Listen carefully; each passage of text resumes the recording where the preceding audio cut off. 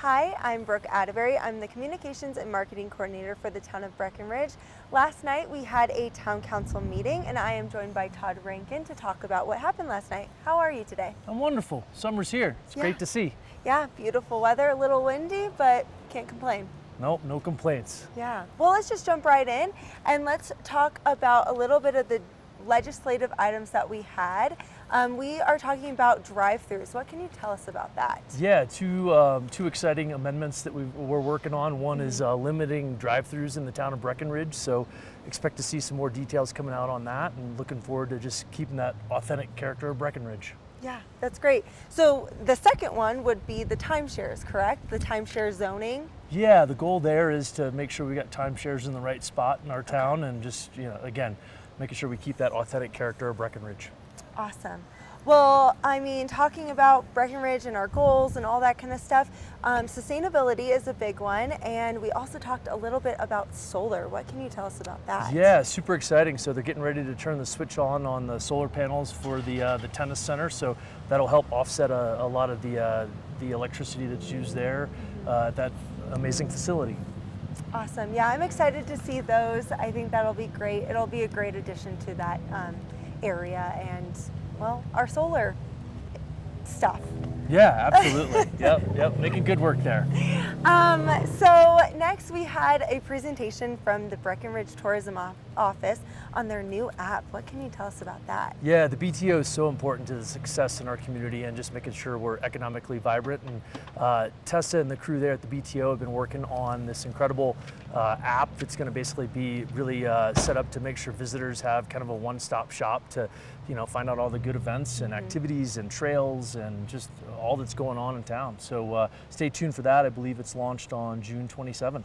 Yeah, that's really exciting. I know it's mainly geared towards visitors because that is kind of what their, jam is, but I feel like it'll be really great for everyone to kind of use. Yeah, I think it'll be great for folks to figure out when the NRO is playing, what concerts are going, what trailheads to use, if you got family in town, or, if you need some inspiration to kind of mix it up if you've been riding the same trails all summer. Yeah, and at the very least, I think I'm going to download it to check it out because I think it'll be really cool.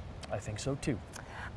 Next, let's talk a little bit about inclusionary zoning. I have no idea what that really is, even after last night's meeting, so what can you tell us about that? Yeah, we're looking at a couple of different things here, so stay tuned. Just kind of first reading here on some inclusionary zoning, as well as maybe looking at some of the redevelopment code.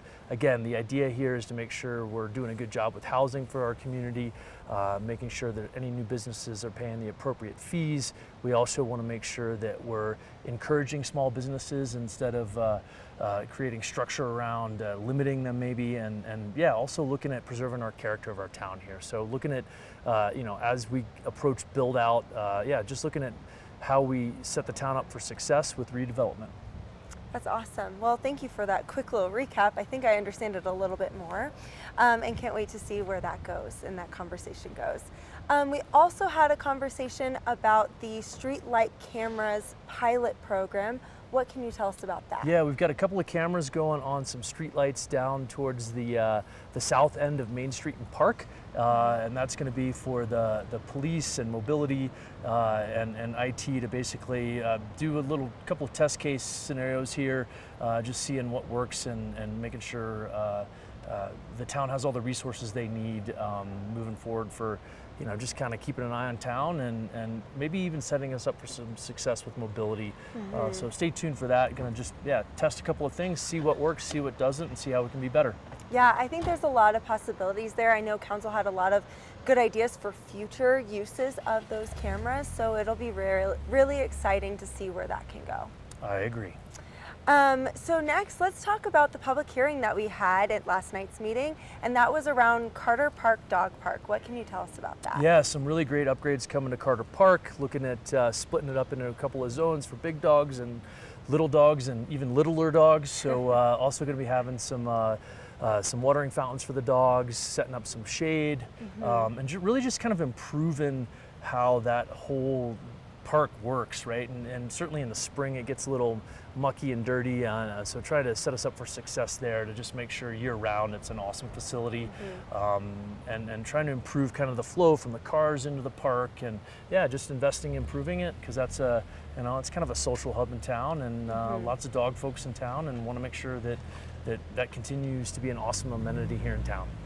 Yeah, and I know the team worked really hard doing the research and trying to figure out what would work for that area. So I think it'll be really great once we get those improvements done.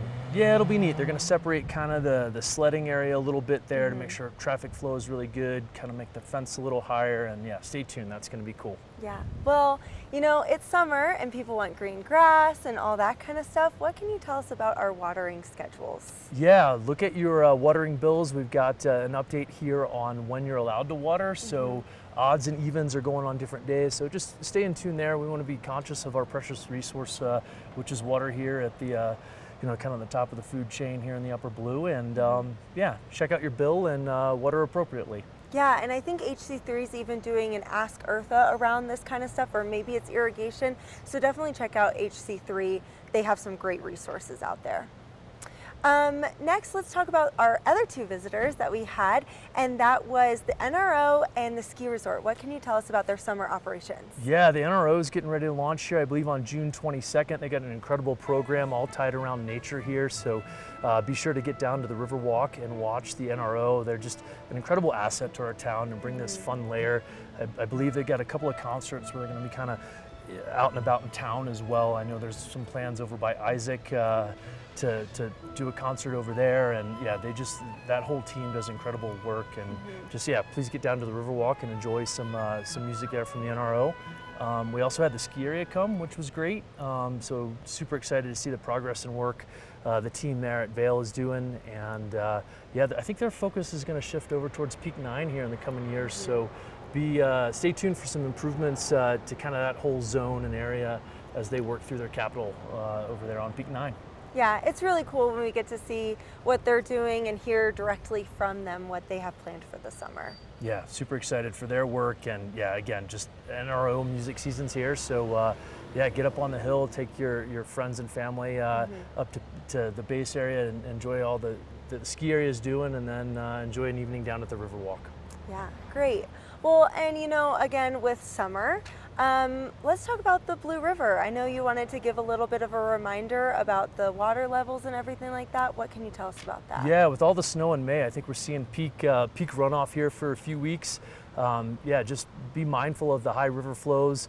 I've had a couple of folks ask me about the river flows and kind of the flooding down below Coin Valley there to the north, and pretty cool. When they redid that river section, they designed it to have actually a flood basin, so you'll see some flooding down there that's intended and natural, and kind of exciting to watch that whole beautiful river stretch just kind of grow and fill in. And but yeah, don't be too alarmed just north of Coin there if you see some high water flows. So yeah, the river should be cranking here, so get out on your rafts. Awesome. Well, it sounds beautiful and looks beautiful, so I can't complain about it. Right? Yeah, me either. So that's pretty much all I had. I wanted to open it up and see if you had anything else you wanted to talk about. Yeah, two things as well. As with high water flows comes it's paving season here in the mountains, so please be patient as we have road shutdowns and look at making the kind of taking care of the potholes and making the roads better. And then just last, big congratulations to Matt Vaughter and Cam Baker, Pat Murphy, and Teddy over there at Rootstock and the rest of the crew there. They won the James Beard Award for, I believe, best chef in the mountain region, which is just an incredible honor, and we're so fortunate to have that kind of talent here in Breckenridge. So congrats to that whole team there at Rootstock. Awesome. Well, thank you so much for your time, and thank you guys for watching.